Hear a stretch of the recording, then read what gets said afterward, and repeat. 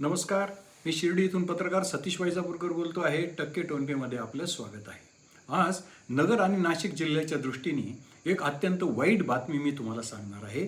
चिंता वाढवणारी बातमी मी तुम्हाला सांगणार आहे. बातमी अशी आहे की आज गोदावरी मराठवाडा पाटबंधारे विकास मंडळाने त्यांच्या कार्यकारी संचालकांनी असे आदेश जारी केले आहेत की नगर आणि नाशिक जिल्ह्यातील धरणातून 8.5 TMC पाणी जायकवाडीसाठी सोडावे.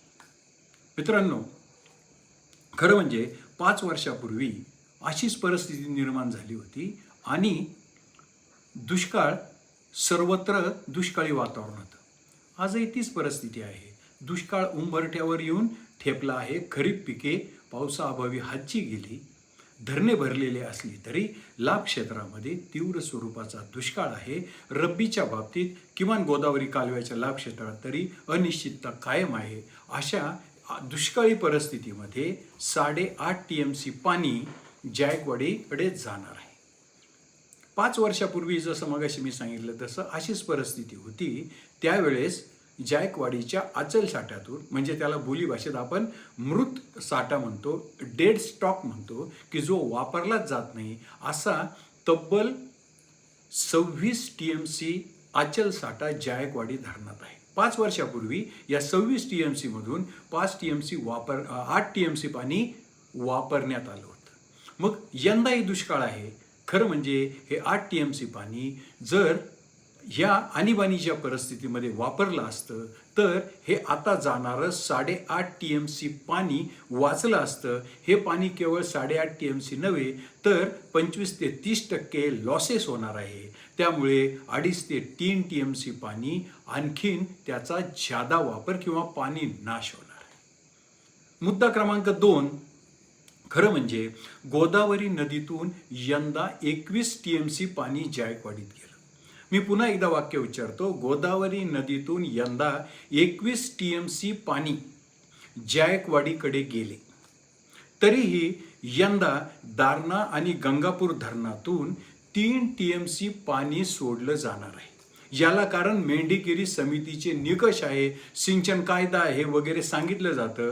पण ज्या नदीतून 21 TMC पाणी गेलं, ज्या नदीचे धरणं जे आहे त्याच्या लाभ क्षेत्रात पाण्याची तूट आहे, सिंचनाचं आरक्षण 50% ते 60% वाढलेलं आहे, अशा धरणाच्या लाभ क्षेत्राला कात्री लावून तब्बल 3 TMC पाणी गोदावरी नदीतून सोडलं जाणार आहे. आता बघा, भंडारदरा आणि निळवंडेतून सुद्धा 3 TMC पाणी सोडलं जाणार आहे. पण जी दारणा गंगापूरची स्थिती आहे याच्या उलट भंडारदरा आणि निळवंडीची स्थिती आहे. तिथे मागच्या वर्षी 5.5 TMC पाणी वापराविना पडून होतं. यंदा सुद्धा 8 TMC पाणी जायकवाडी धरणात साठलेलं आहे. भंडारदरा भरलेला आहे. जायकवाडीला अद्याप वितरिका झालेली नाही. कालव्यांना दरवाजे नाहीत. पूर्ण लाभ क्षेत्रामध्ये पाणी पोहोचण्याची व्यवस्था नाही. अतिरिक्त पाणी असताना सुद्धा आणि या प्रवरा नदीतून केवळ 3 TMC पाणी जायकवाडीला गेलेलं आहे. म्हणजे पाणी कमी गेलं, पाणी जास्त साठलं. पाणी वापरासाठी संपूर्ण लाभ क्षेत्र नाही, अतिरिक्त पाणी आहे. तरीही प्रवरा म्हणजे भंडारदरा धरण समूहातून केवळ 3 TMC पाणी सोडलं जाणार आहे. आता मुळाची काय अवस्था आहे? मुळातून म्हणजे मुळा नदीतून तर थेंबभर पाणी वाहिलं नाही. हे एक मोठं धरण आहे. त्यातून फक्त 2 TMC पाणी जायकवाडीला सोडलं जाणार आहे. आता गंमत पहा, जिथे तूट आहे त्या गोदावरी कालव्यांना तब्बल 3 TMC पाण्याचा फटका बसणार आहे. आधीच जेमतेम 3.5 ते 4 आवर्तनं होतात. यंदा लाभ क्षेत्रात पाऊस नाही, भूगर्भातील पाणी पातळी खाली गेली आहे, वितरिका धड नाहीत, कालवे धड नाहीत, शेतकरी आक्रोश करतायत. आणि अशा ऐन दुष्काळी परिस्थितीमध्ये गोदावरी कालव्यांच्या दुष्काळग्रस्त शेतकऱ्यांच्या तोंडातला 3 TMC पाण्याचा घास काढून घेतला गेला आहे. म्हणजे या कायद्याचा आणि या समितीचा सर्वात मोठा फटका गोदावरी कालव्यांना बसला आहे. आता गंमत बघा, आता हे सगळं असताना म्हणजे गोदावरी कालव्यातील शेती या निर्णयामुळे धोक्यात आलेली असताना दुसरीकडे ऐन दुष्काळात पाणी नाश कसा होईल ते तुम्ही बघा. तो गंमत बघा. गोदावरी नदीपात्रात 14 बंधारे आहेत, प्रवरा नदीपात्रात 12 बंधारे आहेत आणि मुळा नदीच्या पात्रात 4 बंधारे आहेत. आता जायकवाडीला थेट दारणातून ज्यावेळेस पाणी सोडायचं, जायकवाडी आणि गंगापूरमधून हे अंतर आहे 175 किलोमीटर. ह्या 175 किलोमीटर अंतरात उघड्या नदी पात्रातून ऑक्टोबर हिट सुरू असताना 3 TMC म्हणजे गोदावरी कालव्यांच्या एका आवर्तनाचं पाणी 175 किलोमीटर प्रवास करणार. त्यासाठी गोदावरी नदी पात्रातले 14 बंधारे मोकळे केले जाणार.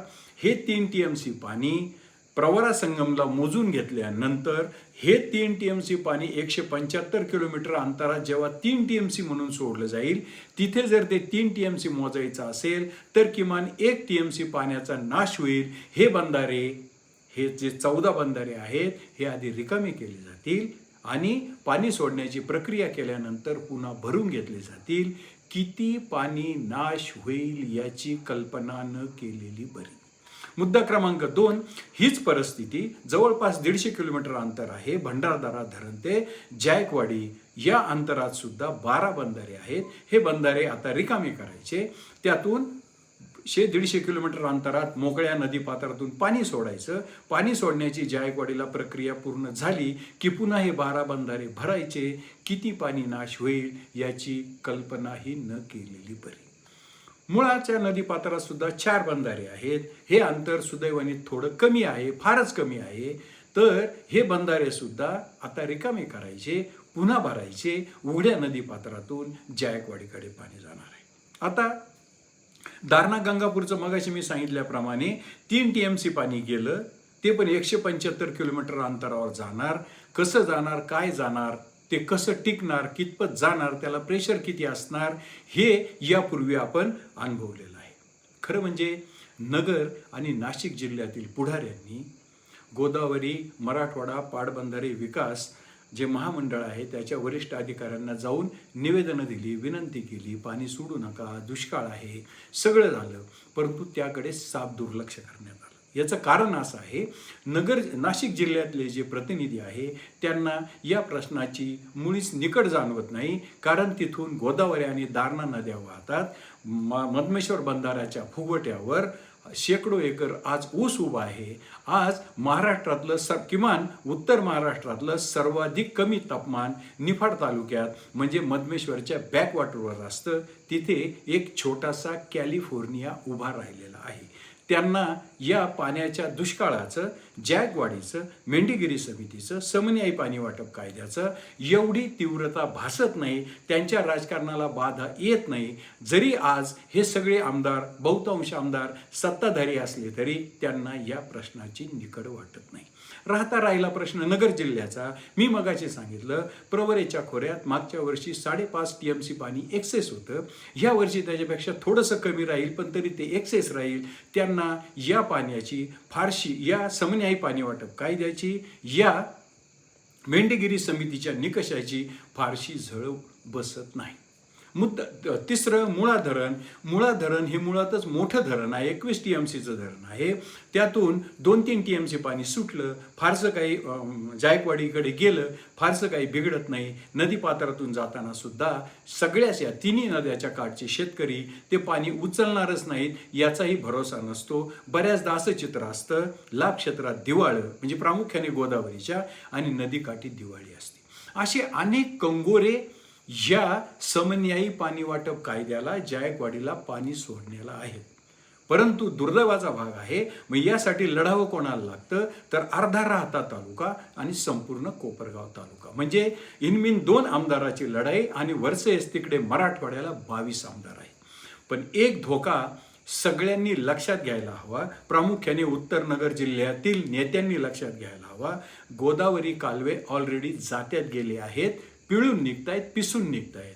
पण आता भविष्यामध्ये ज्या वेळेस औरंगाबाद MIDCचा विस्तार होत राहील, त्या शहराचा विस्तार होत राहील. पुढच्या वर्षी अल निनोमुळे दुष्काळी वातावरण सांगितलेलं आहे.